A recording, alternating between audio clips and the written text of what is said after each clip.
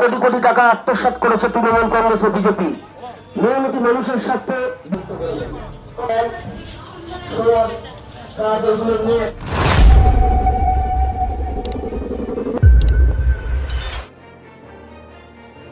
রবিবার সকালে মহেশতলায় সিপিআইএম প্রার্থী সমর্থনে লাল মিছিল।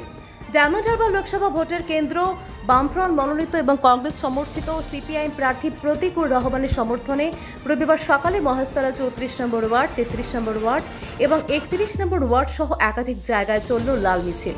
মিছিল উপস্থিত ছিলেন প্রার্থী প্রতীকুর রহমান, রতন বাগচি, প্রভাত চৌধুরী এবং অন্যান্য নেতৃত্ব সহ সিপিআইএম কর্মী সমর্থকেরা। এদিন বর্ণাঢ্য শোভাযাত্রা নিয়ে চলে লাল মিছিল। মিছিল শেষে প্রার্থী প্রতীকুর রহমানের হাতে হেমন্ত দাস নামে এক যুবক 5,000 টাকা তুলে দেন পার্টি ফান্ডের খরচের জন্য।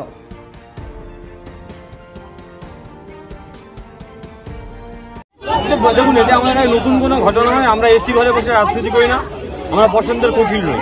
আমরা সারা বছর আগে ছাত্র রাজনীতি করতাম, ছাত্রদের মাঝে থাকতাম, এখন পার্টি বাড়তি দায়িত্ব দিয়েছে, তাই মানুষের মাঝে যাচ্ছে। ফলে এটা নিয়ে বাড়তি কিছু বলার নেই, এটা আমাদের স্বাভাবিক রোজকার ঘটনা। ভীষণ ভালো রেসপন্স পাচ্ছি, মানুষ একটু আতঙ্কিত হয়ে আছে। মানুষ বাড়ির মধ্যে থেকে হাত তুলে ইশারা করছে যে আমরা তোমাদের সঙ্গে আছি, যদি ভোট দিতে পারি তাহলে কিন্তু গল্প আছে। ব্যাপক পজিটিভ রেসপন্স পাচ্ছে মানুষের, মানুষ দুহাত তুলে আশীর্বাদ করছে।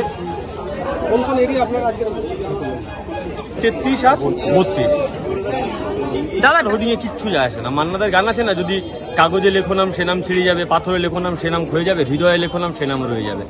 ওরা দেয়ালে দেয়াল লিখেছে, ও আজকে রাতে কালকে থাকবে না।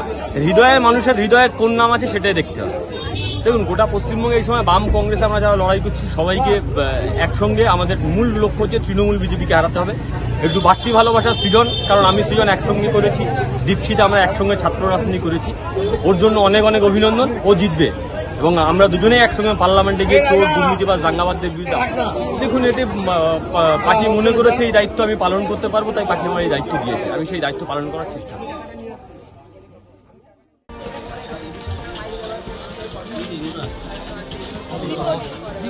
Bureau report, RPTV news Bangla.